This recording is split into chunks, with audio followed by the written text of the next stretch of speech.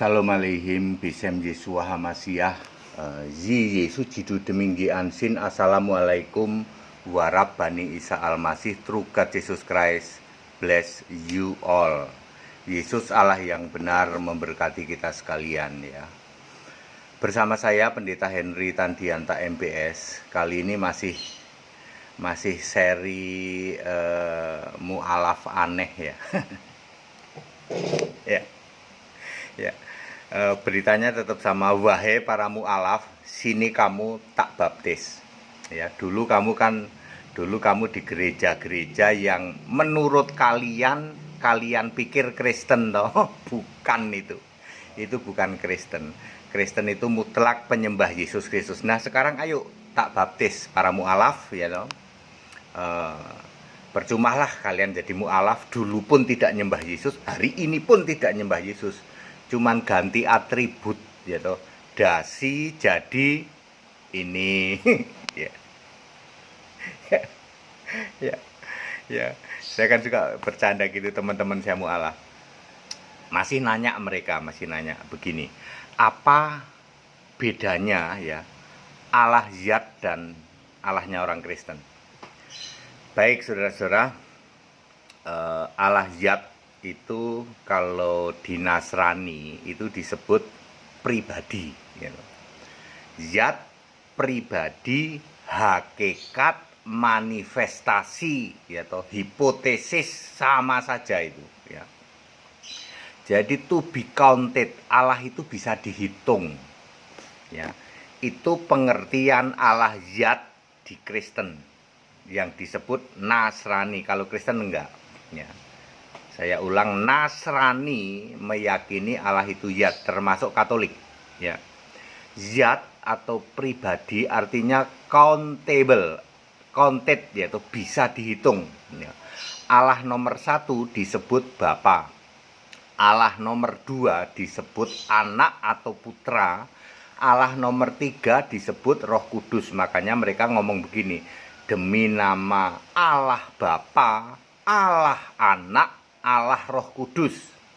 Bisa juga sedikit modifikasi Bapa, Anak, Roh Kudus, atau Bapa, Putra, Roh Kudus. Itu semua adalah definisi Allah Zat atau pribadi atau manifestasi atau hakikat atau hipotesa ya. To be counted, bisa dihitung. Ada ayatnya enggak Pak? Tidak ada. Itu semua ngarang tradisi gereja. Tidak bisa dibuktikan satupun bahwa Allah itu ada 3 pribadi. Pribadi nomor 1 disebut Bapa, pribadi nomor 2 disebut Anak, pribadi nomor 3 disebut Roh Kudus. Jadi Roh Kudus itu pun disebut pribadi.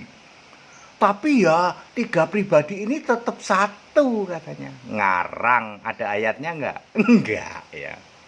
Oke. Saya mau bicara Alkitab. Allah itu roh. Yohanes 4 ayat 24. Allah itu roh. 1 Korintus 12 ayat 4 dan ayat 3. Kalau roh R huruf besar pasti satu roh yang mempunyai sifat omnipresent. Ibrani 4 ayat 13. Maha hadir. Yeremia 23 ayat 24. Melingkupi seluruh bumi. Jadi Allah itu roh ya, maha hadir ya, bisa berada dimanapun juga pada detik yang sama. Unlimited by anything, tidak dibatasi jumlah. Jadi tidak ada itu Allah nomor 1, Allah nomor 2, Allah nomor 3. Unlimited by form, tidak dibatasi oleh bentuk ya. Itu mirip burung merpati, itu mirip lidah api, itu mirip suara angin, itu mirip apapun juga ya. Jadi Allah itu roh, ini yang ayat Alkitab. Nah, mari kita bahas bedanya roh, Allah yang roh dengan pribadi. Bedanya di mana ya?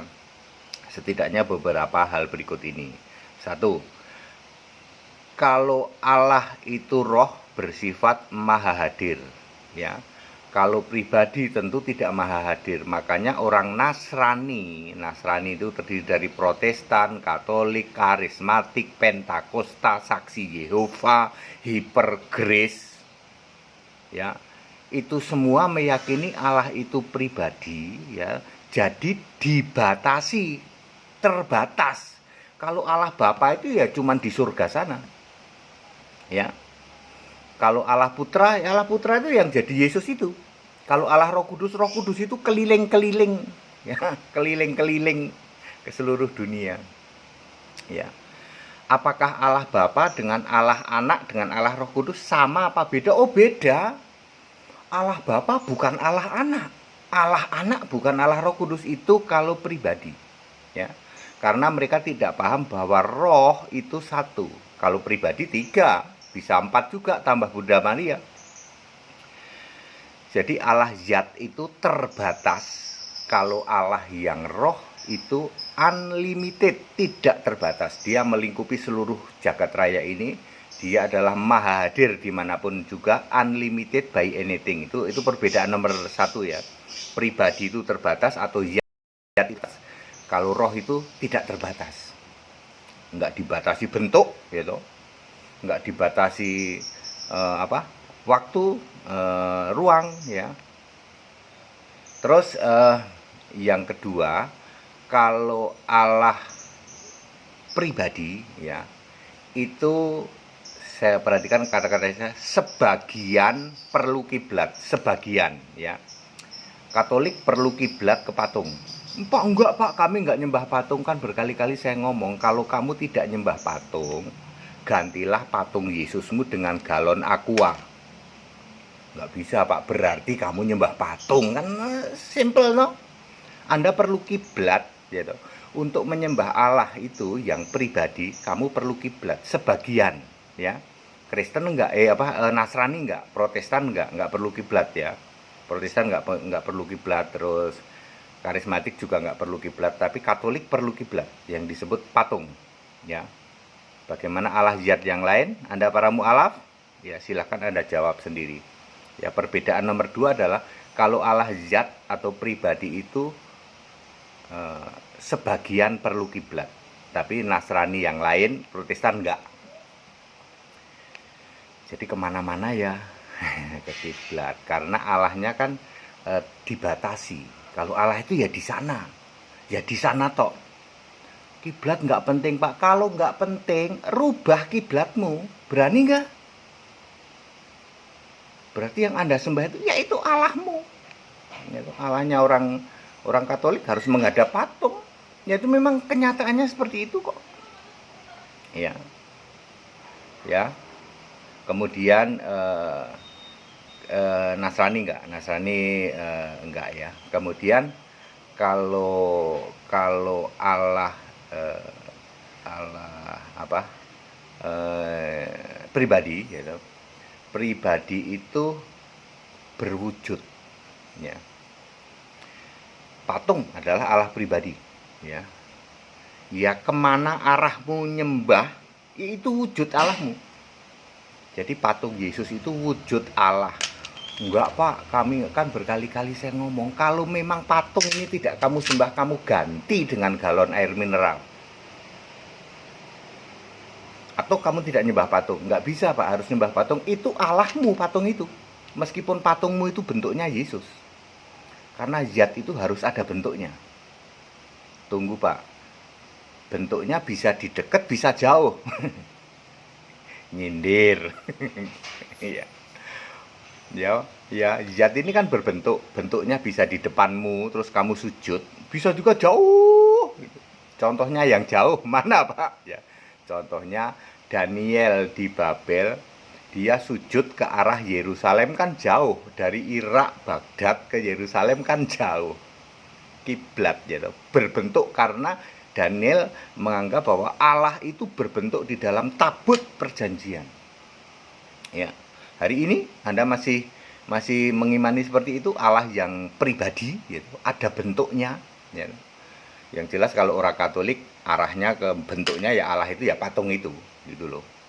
Disembah, dicium, dikasih wewangian, dikasih, ya itu memang fakta kok. Ya. Kalau Anda gimana? Ya. Ya udah 3 aja. Yang lainnya sebenarnya ya ada lagi yang lainnya ya. Termasuk tidak maha kuasa. Oh sorry, keempat itu tadi kan ketiga ya.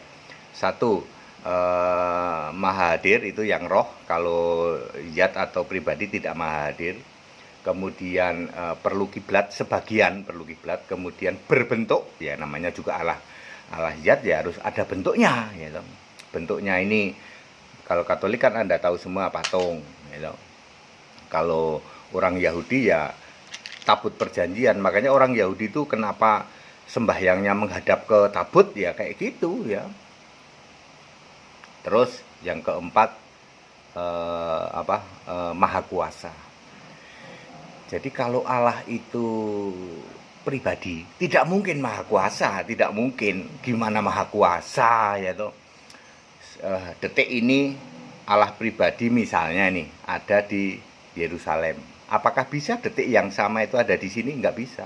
Maha kuasa enggak. Makanya Allah pribadi bukan pencipta langit dan bumi. Perhatikan kalau Anda tanya ke orang Katolik, pastor atau romo, pencipta langit dan bumi itu siapa? Ya Allah Bapa.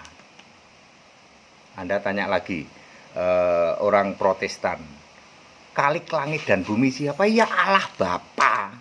Tanya karismatik, pencipta langit dan bumi siapa? Ya Allah Bapa. Yang benar Alkitabiah siapa? Yesus. Pencipta langit dan bumi itu Yesus. Ya, dibuktikan di mana?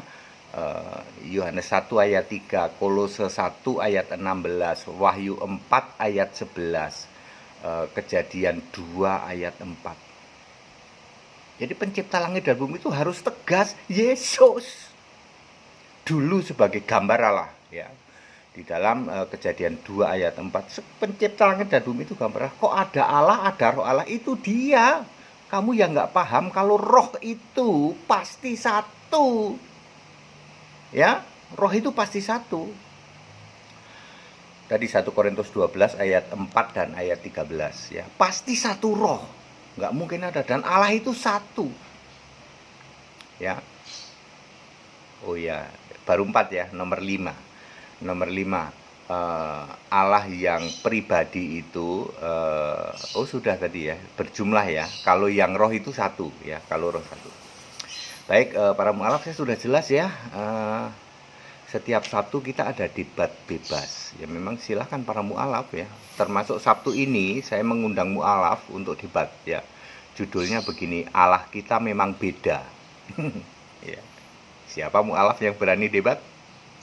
Debat bebas Sabtu DBS. Allah kita memang beda loh. Ya, bisa nggak Anda debat tanpa menghujat keyakinan lain? Nanti akan saya kasih contoh cara debat yang benar. Saya hanya pakai Alkitab, silahkan Anda pakai kitab Anda. Itu baru debat benar. Saya nggak akan comot-comot kitabmu, saya nggak akan sebut-sebut nama tokohmu, rasulmu, nabimu, keyakinanmu yang kamu sembah. Nggak akan kami sebut-sebut. Kami sebut pakai Alkitab. Ada yang berani mu'alaf yang debat secara cerdas setiap Sabtu ya. Kembali saya katakan, ayo mu'alaf tobat. Kali ini jangan lagi kamu ke Tritunggal. Ya Protestan, karismatik, Katolik itu semua Tritunggal. Nggak akan selamat kamu. Ya bohong kalau bilang menyembah Bapa juga selamat, itu bohong. 2000 tahun penipuan sudah terjadi. Kebohongan sudah terjadi. Anda mau selamat nggak? Mau.